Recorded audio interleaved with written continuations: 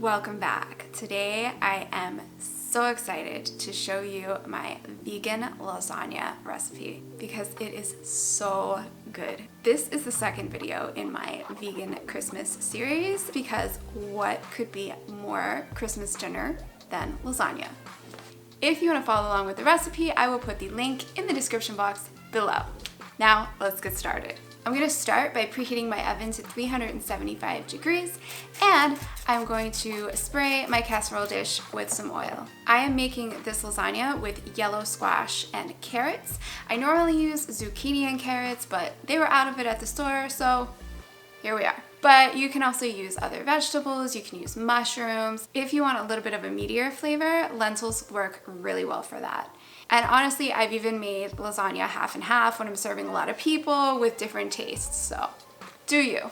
Whatever you choose, you're gonna want about 3 cups of it in total. So if you're making lentils, it's gonna be about 1 cup of dry lentils will give you 3 cups of cooked lentils.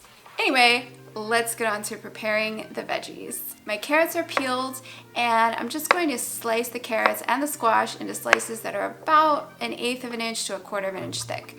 If the pieces end up being too big, then I'll just cut them in half or quarters so that they're bite-sized. And my veggies are going to go over into a saucepan with some olive oil and I'll cook them over medium heat. I want to cook them until the squash is starting to brown and the carrots are fork tender, which should take about 15 to 20 minutes. While I'm waiting for my veggies to finish, I am just going to start heating up my water for the lasagna in a big pot. Once the vegetables are done, I'm going to add 4.5 cups of marinara sauce and 1.5 tablespoons of brown sugar.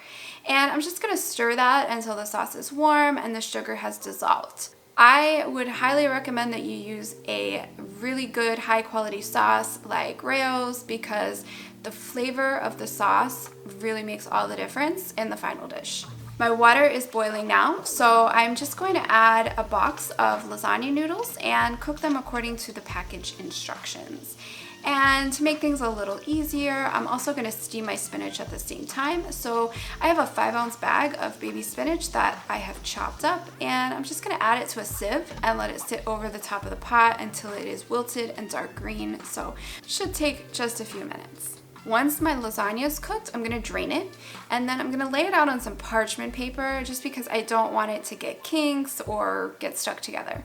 So I have already prepared a batch of my vegan ricotta here. I'll leave a link in the description below for the recipe. I believe I also prepared it in my baked ziti video, so I'll leave a link for that video below as well. So I'm just going to take my ricotta and I'm going to mix in 2 teaspoons of flour, a teaspoon of pepper, and a teaspoon of onion powder. Once that's mixed up, then I'm going to add the steamed spinach and a cup of vegan mozzarella. Now, the vegan mozzarella is optional, so you don't have to use it. I'm using Daiya here, but I've also used BioLife and Trader Joe's vegan mozzarella with good results. Okay, so we have our layers ready. Now we just have to put it all together. We're gonna start with our sauce and veggies. We're taking about 1/5 of it and we're spreading it along the bottom of the pan. And then we'll top that with 3 noodles, followed by 1/3 of the ricotta mix and another 1/5 of the sauce. And we will repeat that series twice more. So noodles, ricotta, sauce, noodles, ricotta, sauce. And then we'll finish it off with a top layer of noodles, the rest of the sauce, and some more vegan mozzarella.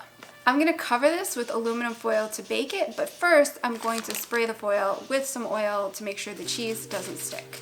And then we'll just bake it for 45 minutes.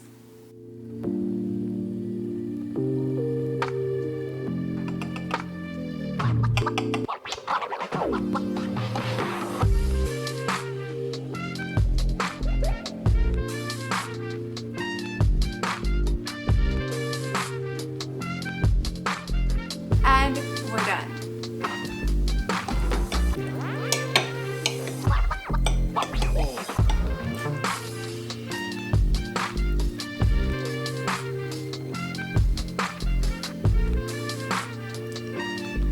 That's all for this one, but I have plenty more vegan Christmas recipes in the pipeline. So if you want to catch those, hit subscribe below. If you can't wait for the videos to come out, there's also a link below to all my Christmas recipes on my website, so you can check those out if you want. Thank you so much for watching, and I'll see you in the next one.